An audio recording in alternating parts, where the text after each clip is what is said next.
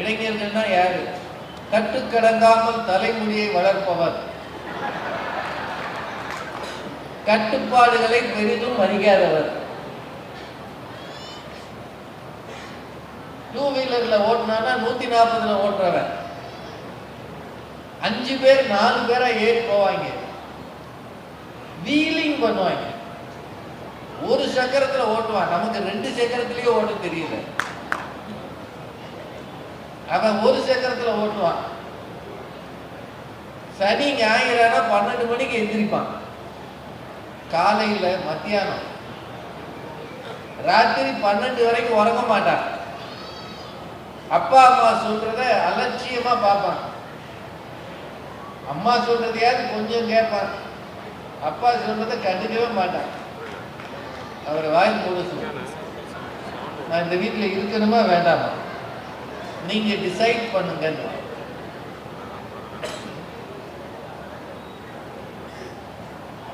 நீங்க டிசைட் பண்ணுங்க, நான் இந்த வீட்டில் இருக்கணுமா இல்லை வேண்டாமா.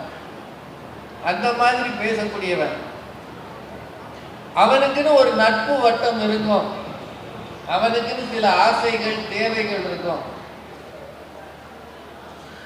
அவன் வித்தியாசமா சிந்திப்பான்.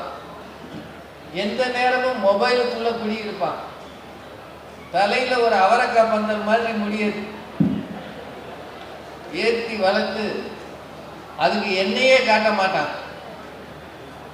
என்ன காட்டினா அது நட்டமா நிற்கிறது, படிஞ்சிருமா. அப்புறம் பெரும்பாலும் தாடி வளர்ப்பான். நாங்களாம் சின்ன பிள்ளையா இருக்கும்போது கதாநாயகருக்கு தாடி வளர்க்க மாட்டாங்க. கதாநாயகன் அப்படின்னா வடுவடுன்னு ஷேவ் பண்ணியிருக்கணும். அவருக்கு காதல் தோல்வி வந்தா தாடி வளர்ப்பார். ஆனா இன்னைக்கு கதாநாயகன் பூரா தாடி வச்சிருக்கான், வில்லன் பூரா தாடி இல்லாம இருக்கான். தலைகீழா மாத்திட்டாங்க. இந்த மாதிரி ஒரு இயற்கை அமைப்புல இளைஞர்கள் என்பவர்கள் வித்தியாசமான சிந்தனை உள்ளவர்கள். அவனை நாம தப்பாவும் பார்க்க முடியாது. ஏன்னா சமீபத்தில் சென்னை, தூத்துக்குடி, திருநெல்வேலியில கடும் வெள்ளம் வந்தது இல்லையா? வெள்ளம் வந்த நாட்கள்ல வீதிகளில் ஓடி ஆடி முடியாதவங்களுக்கு உதவி செஞ்சவங்க முறை இளைஞர்கள் தான்.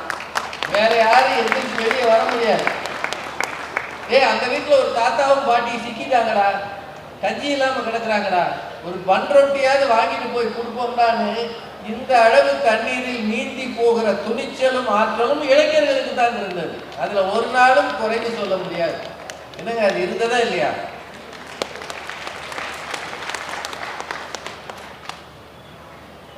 எதையும் பொருட்படுத்தாமல் இயங்குகிற ஆற்றல் இளைஞர்களுக்கு இருக்கு. உலகம் சுத்துவான். திடீர்னு ஃபேஸ்புக்ல விதவிதமா படம் போடுவான், இன்ஸ்டால டான்ஸ் ஆடுவான். சமீபத்தில் 2 பயலுங்க கபாலீஸ்வரர் கோயிலுக்குள்ள போய் ஆடிருக்காங்க. இதை நடராஜர் கோயில் ஆடினாலும் அவர் ஆடுறாரு, இவனு ஆடுறான்னு சொல்லலாம். எங்க கபாலீஸ்வரர் அவ்வளவு பவ்யமா அங்க இருக்கிறார். ரொம்ப பழைய திருக்கோயிலியா கபாலீஸ்வரர் கோயில், கற்பகாம்பாள். அந்த திருக்கோயில்ல போய் ஒருத்தனுக்கு ஆட மனசு வருது, அதை வீடியோ பண்ணியிருக்கான்னா அவனை என்னத்தை செய்யுது? இந்த மாதிரி வித்தியாசமாகவும் இருப்பான். இந்த இளைஞன் நம்ம கையை பிடிச்சு நடந்த ஒருவன் இப்ப கையை உதறிட்டு காணாத தூரத்தில் நடந்து போகிறான் என்றால் இது ஆணும் சரி பெண்ணும் சரி. சின்ன பிள்ளையா இருக்கும்போது நம்ம விரலை பிடிச்சிக்கிட்டே வருவான். எப்போ அவனுக்கு ஒரு 8 வயசு 9 வயசு வருதோ விரலை உதறிடுவான். போங்க, வாடா, எனக்கு வர தெரியும் அப்படின்னா அவன் இளைஞரை வாங்கிக்கிட்டு இருக்கான்னு அர்த்தம். பொம்பளை பிள்ளைகள்லாம் இப்ப வேற ரேஞ்ச். அம்மா அப்பா ஏதாவது சொன்னா, அம்மா வாயமோ, நான் 8th ஸ்டாண்டர்ட் படிக்கிறேன், சிபிஎஸ்இ சிலபஸ், உனக்கு அதை பத்தி ஏதாவது தெரியுமா? நீ எல்லாம் படிச்சியா? நீ என்ன படிச்ச? சிபிஎஸ்சியில் ஒரு நாள் வந்து உட்காந்து பாரு, கெமிஸ்ட்ரி நடத்தும் போது தலையெல்லாம் கிருகிருன்னு சுத்தும். மேலே இருக்கிற ஃபேன் மாதிரி என் தலை சுத்தம்.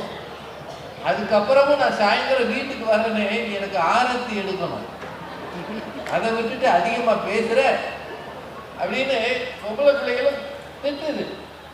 இப்போ அந்த காலத்தில் இப்போ ரேவதி சுப்புலட்சுமி எல்லாம் அவங்க சின்ன குழந்தையா டீனேஜில் இருக்கும்போது சாயந்தரம் ஆனால் அவங்க அம்மா நல்ல தலையில் எண்ணெய் தடவி இருக்க பிடிச்சி பின்னி ஒரு ரிப்பனை கட்டி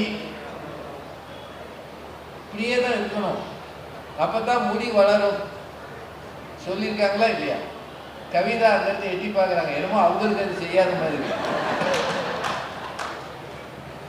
யாருக்கெல்லாம் தலைமுடி நீளமா இருக்கோ அவங்க வீட்டில எல்லாம் அது செஞ்சிருப்பாங்க. இப்போ நீளமா இருக்கணும்ன்ற அவசியமும் இல்லை, தேவையும் இல்லை. இப்போ எல்லாருமே லூஸ் ஹேரா, லூஸ் ஹேர், ஒரே ஒரு கிளிப்பு போதும், உலகத்தை சுத்தி வரலாம், சீப்பு கூட தேவையில்லை. ஏன்னா வகுடு எடுத்தா தானே, அப்படியே மொத்தமாக அப்படி தடவி ஒரு கிளிப்பு போட்டால் அது வாட்டு கிடக்கு, தொட்டியில் போட்ட புள்ள மாதிரி பேசாமல் கிடக்கு, ஒரு அலம்பல் கிடையாது. தொட்டியில் பிள்ளைய போட்டீங்கன்னா பேசாமல் படுத்து கிடக்கு பார்த்துக்கல. இப்போ தொட்டில்னு ஒன்று யாருக்காவது தெரியுமா? இந்த மைக்கு வேற ஏன் இதை கொஞ்சம் கூட்ட முடியுங்களா? ஏன் அவருக்கு கொஞ்சம் லேசா சந்திராவா ஒளிபதிக்கு சரி. ஏன்னா இதை வேணா இன்னும் கொஞ்சம் இந்த பக்கம் நகர்த்தி வச்சிங்கன்னா அந்த மைக் விசில் வராமல் இந்த டப்பா வாங்க. பெரிய கூட்டம், இது அகலமான இடம், அரங்க மாதிரி இல்லை, அதனால ஒலி சரியா இருந்தாதான் நமக்கு பேசுறதுக்கு ஒரு மூடு இருக்கும். அதனால அந்த காலத்துல தொட்டில்னு ஒண்ணு இருந்தது, அதுல குழந்தைய போட்டு இங்க இல்லையா அந்த பக்கம் தள்ளி என் பக்கத்து இருக்குங்க லேசா, அப்பதான் ஃபீட்பேக் வரும். அதுல ஏகப்பட்ட லைன் வேற கொடுத்துருக்கீங்கல்ல, ரேடியோ இந்த இது வீடியோவுக்கு லைன் கொடுத்தாலே அது ஒரு அமைதியா தான் இருக்கும். தொட்டில்ல குழந்தைகளை போட்டா பாதுகாப்பா இருக்கும், உடல் சமமாக வளர்ச்சி பெறும்னு சொல்லுவாங்க. இன்னைக்கு யாரும் தொட்டிலாம் போடுறது இல்லை, பக்கத்துல ஒரு டப்பா மாதிரி ஒண்ணு வச்சு அதுல அதை போட்டு தட்டி கொடுத்துறாங்க. அப்புறம் வெளியில போனா பாத்ரூம் அதுக்கு இடுப்பை சுத்தி ஒண்ணு கட்டி விட்டுறாங்க, அதுக்கு பேரு ஹக்கீஸாம்ல, அதுலயே தான் எல்லாம். அதுல நடக்கிறத சொல்றையா, அந்த குழந்தைய தூக்கி 50 பேர் கொஞ்சுவாங்க, அவன் அதோடய தான் இருப்பான். ஏன்னா ஹக்கீஸை கலட்டும் போதான கதை தெரியும். பெற்றோர் முன்னாடி எல்லாம் அப்பப்போ அவன் பாத்ரூம் போனான்னா தொடச்சு கிடச்சி சுத்தம் பண்ணுவாங்க. இப்போ வெளியில போய் ஒரு 3 மணி நேரம் கழிச்சு வர்றோம்னா இதை மாட்டி விட்டுட்டாங்கன்னா அவன் அதோட தான். கொஞ்ச நாள் கழிச்சு அதை கட்டினா தான் அவனுக்கு பாத்ரூமே வரும், ஃப்ரீயா இருந்தா வராது. பாத்ரூம் போறோம்னா அதை கட்டுக்குவான். இந்த ரேஞ்சுக்கு நாம வாழ்ந்துட்டு இருக்கிறோம்.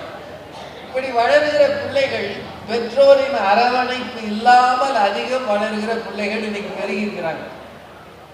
முன்னாடி இடுப்புல தூக்கி பெண்கள் வச்சாங்க, எனக்கு தெரிய இப்போ குழந்தைகளை இடுப்புல வைக்கிறவங்க இல்லைன்னு நினைக்கிறேன். வைக்கிறாங்களா? நீங்க ஏதாவது சொல்றத கவனமா கேட்கணும். இப்படி போட்டுக்கிறாங்க, என்னங்க அப்படித்தானே போட்டுக்கிறாங்க.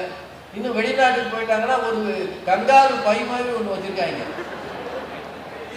அந்த காலத்துல இந்த அம்மி கொத்தலையோன்னு வருவாங்கல்ல, அவங்கதான் அது போட்டுருப்பாங்க. இப்ப அந்த அம்மி கொத்துறது அமெரிக்காவுக்கு போயிருச்சு. அமெரிக்காவில இருந்து வரவங்க பூரா இங்க ஒரு பை போட்டு இடுப்பு இப்படி போட்டு அதுல இந்த குழந்தைய வச்சு அது இப்படி முன்னாடி பார்த்துக்கிட்டே போகுது. அப்பா வந்து சில சமயம் தோல்ல போட்டுக்கிறாரு.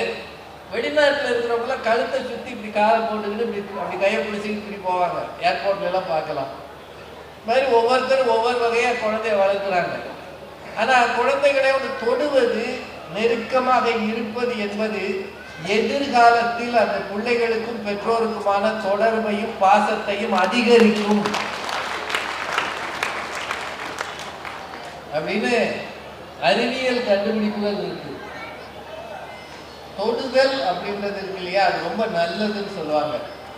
உடல் நலம் இல்லாதவர்கள் அவங்களை தேடி போகும்போது இன்ஃபெக்ஷன் ஆகாமல் இருக்கிற வியாதிகளாக இருந்தால் பக்கத்தில் போய் தொட்டு பேசணும்னு சொல்லுவாங்க.